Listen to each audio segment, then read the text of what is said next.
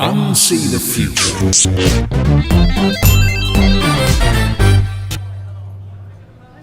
Hello, I'm Timo Peach, and as part of encouraging creative confidence for change, I'm speaking with leaders who've been through some big transitional shifts in the place where they work. And I'm asking them simply, how did you tell that story and how did you take people with you?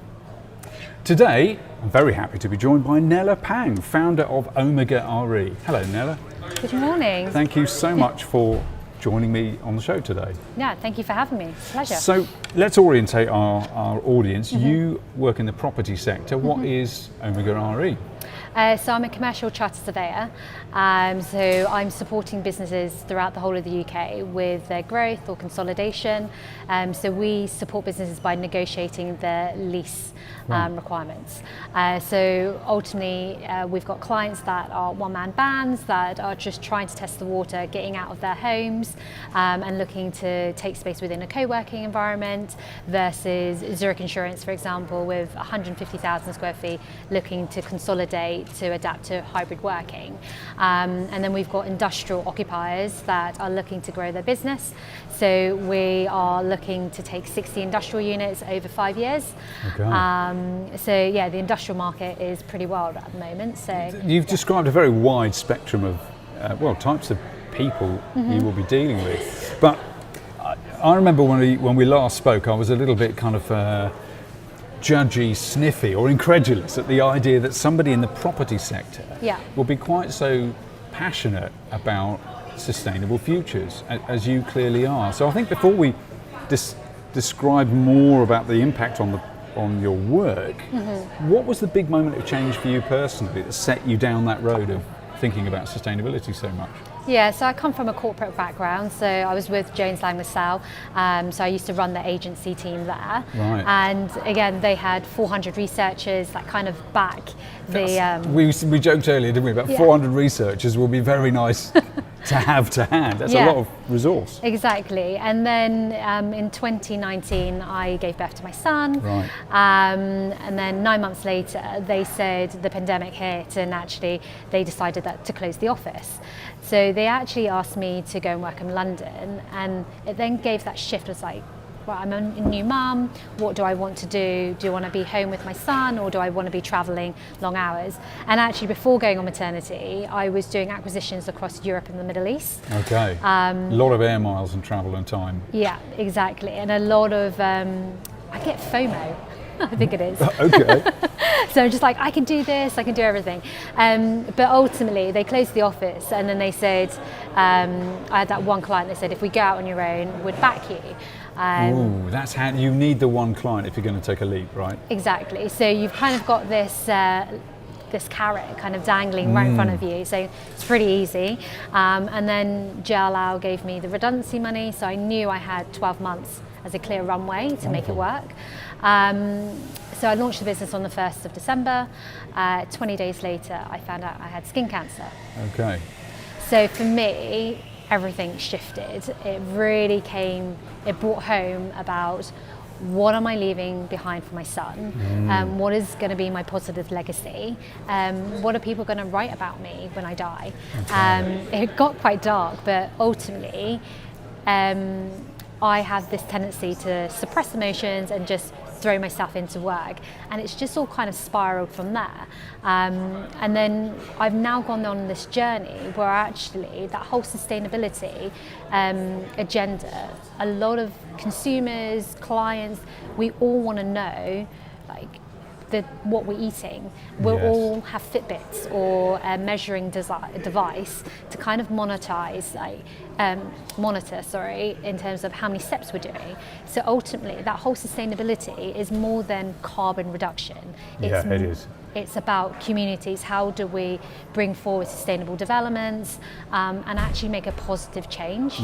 It's about interconnection, isn't it? And I found when you pull at one thread, you find yourself pulling at all of it. So if you're a curious person, sustainability becomes endlessly fascinating. But what you described there is a personal crisis moment where kind of the point of it is that you go deep, you face things that you don't on the surface.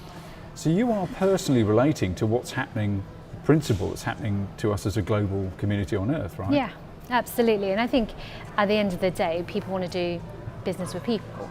Yes. Unfortunately, adversity does not discriminate. I think if you ask a wide collection of people, have you lost somebody? Have you suffered with mental health?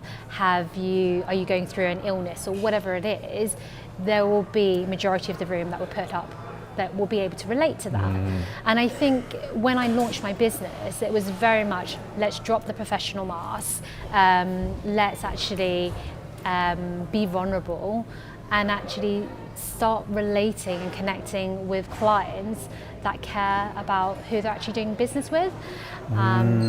So let's drop the professional mask, let's be vulnerable, let's relate to clients on a personal level who care. Yeah. Not to be cynical, I'm not cynical. That doesn't sound like the property industry to most people. No. That sounds like quite a radical shift creatively. How have you found being in that industry now when you're trying to tell that narrative, live that and explore that? What's the context like? Is it difficult? It is hard because there are people that don't like change. There are people that our industry, there are quite a few dinosaurs, I would say. It's very white, very male orientated. Yeah. So we're just changing that narrative. We're doing a lot of events, as you know, where we're actually connecting the community and just educating and trying to educate that there is a different way of doing business and doing the work that we do. But you've not just embraced a bit of sustainability. You've gone all the way in what sounds like a short time. You've gone to B Corp status. Yeah. Why did you want to go that far to that high standard? So for me, there's a lot of greenwashing, and it's kind of calling out those corporates that are saying that they are representing females or doing those sustainable things. Actually, we're very much putting our money where our mouth is. We're being very transparent. We had to change our articles of association on Companies House. So it's a legal requirement that we're having to adhere to. So it's really saying to our clients, we're serious about what we're doing. Everything in terms of our advice that we're giving to our clients, our customers, and the people that we're partnering is actually, if you don't share those values, we're okay not working with you. And actually, that is only something that I would say I've felt comfortable in saying in the last 18 months. Oh, interesting. Whereas before, I was very much, right, we're growing a business, we need to take every instruction.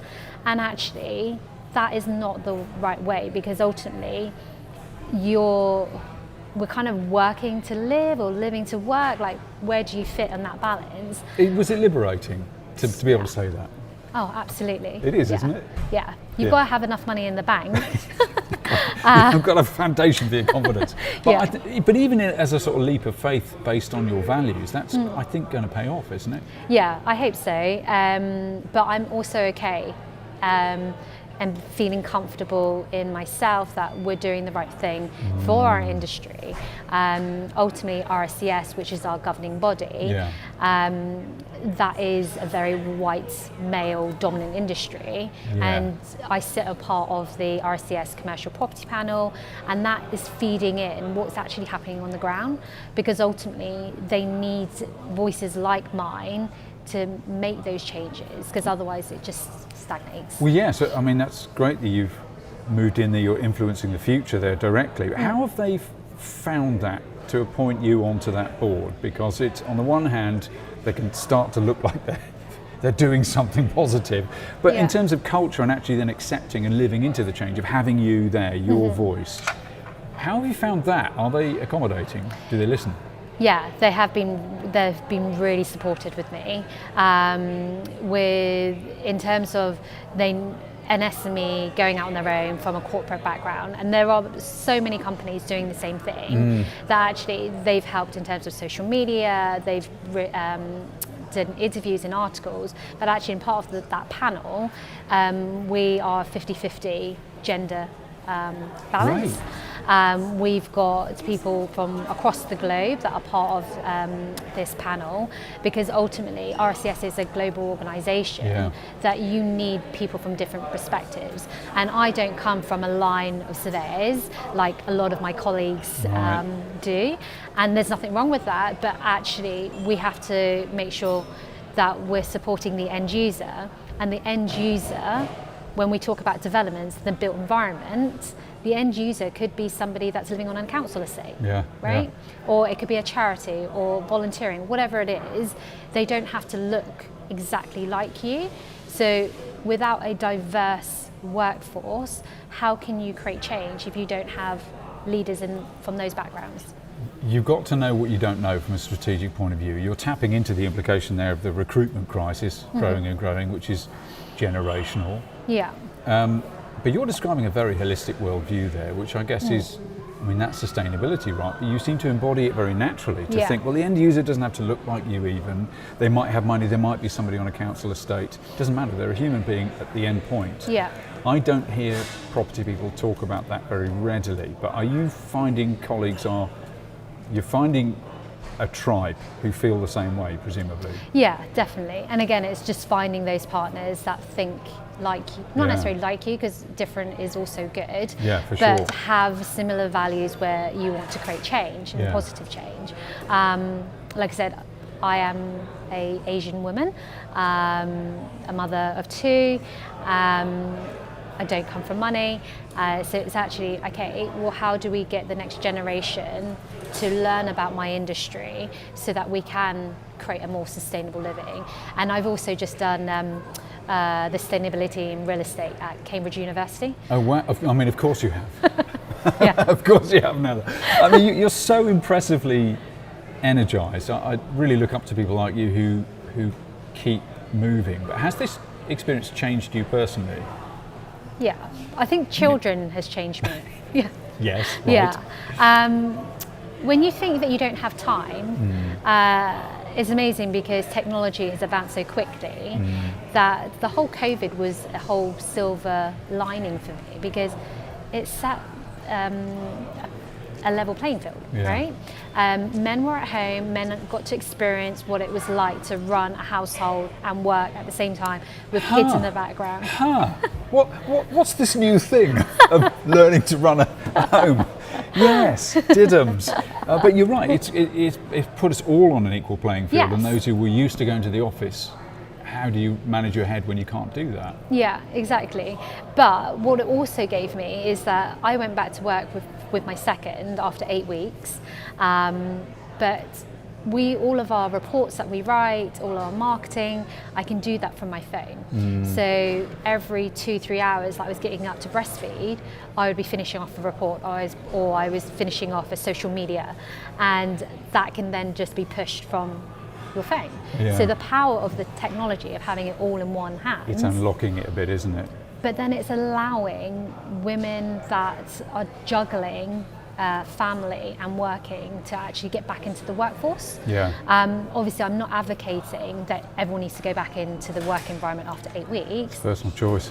But that's what works for me and my family. Layla, she came onto some really important team legal calls, and she was just strapped to my chest, and for me, like, it's natural, family's natural part of living and working. Exactly. And actually having that, I think it softened a lot of my clients to say, no, like, she's got this. That's interesting. I mean, a big implication here, there's so much humanity in what you're describing, opening up our feelings, connecting to each other, leading by example. In the storytelling of this, you've followed that into holding space for people to debate the issues. You've created a lot of events over the years about different topics, haven't you? Yes. Yeah, so the one that we hosted on Friday for IWD, so that's our third event, and we had 90 women, or 90 people in the room, and again, it's just creating space for people to learn and educate themselves that there is a way that they can break those glass ceilings, should we say, or we've got some incredible women across the region that are at the top of their game, but because if you're at early stages of your career and you don't see a woman in a senior position, do you think that you can't do it? The answer is probably yes, because the imposter syndrome kicks in. Yeah. And unfortunately, we all, whether you're male or female, we all have it, but it's understanding how to recognize it and then move on. So if you can see a panel of women that said, I started my career as a secretary and I am now an equity partner of Elliott's Building Merchants in a male-dominant industry, you think, well, actually, I've got a lot to learn from her. And when all of these IWD events come into play, again, this is what I'm saying about this greenwashing and wokeism, because there are lots of corporates that will say, we support women, but where are you? Where are you? When you're in the room, when you can learn and how to make changes in your business, if you are ultimately struggling to recruit and you think that actually there's half the population that can get back into the workforce, why are you not trying to understand what their needs are?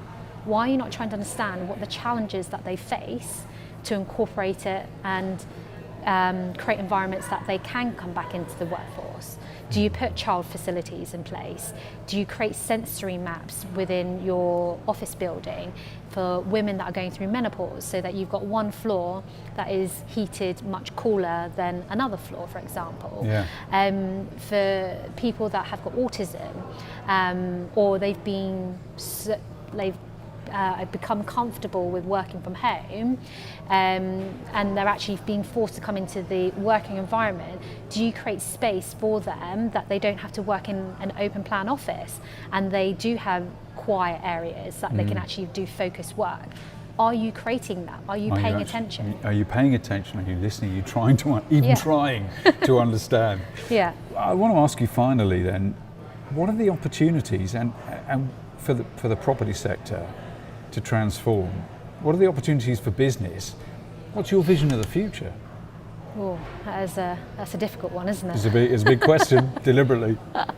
I guess my future in terms of that whole sustainability agenda is really, it's got to be a collaborative, holistic approach. We've got to pull together communities, and I'm saying that like, it's not just about carbon reduction. No. It's about how do we bring the next generation along the journey with us?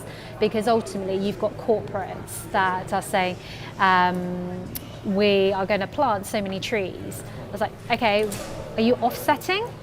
Like, what's the real problem? And again, with the panels that we're narrating within the property industry at the South Coast Commercial Property Show, we're asking these specific questions, because if you think about green leases that are going into majority of the leases nowadays, they're causing a huge issue, because everyone is saying we've got to be green, we have an ESG agenda, but no one really understands the practicalities of being green. Yeah, they don't yet. So you've got to live that out. It's about embodying and practicing and being prepared to fail, which might be tricky for the property industry who wants to present things as very complete, and it's that whole professional exterior, right? Yeah. But ultimately, this is where my company comes in, where we're really pushing boundaries. We're really testing. Right, you're saying that it has to be an EPCB, but why? What is the regulation if that is going to change in 10 years' time? Who's actually policing this? Who is fining these people? And what is the actual impact? And if you don't ask these questions, you're kind of just going along with a ride, and there's a little bit of greenwashing. Do you find there are leaders in your sector who want to invest in the future, who want to leave a better legacy, the quality of the material you're building, the properties? There's an impact there as well, on implication on size of plots and things because of trees and planting and so on. I guess just a final thought there. Do you see other leaders growing up behind you? Yeah, there are some landlords out there that, again, saying the right things, but ultimately it's all about return of investment. Cool. Well, I must interrupt you there because we're going live. Thank you so much, Nella, for joining me over lunch today. I've been Timo Peach. Thank you so much for joining me. If you want to catch up on the last episodes, all the back episodes of Unsee The Future, go to unseethefuture.com, and we'll see you next time.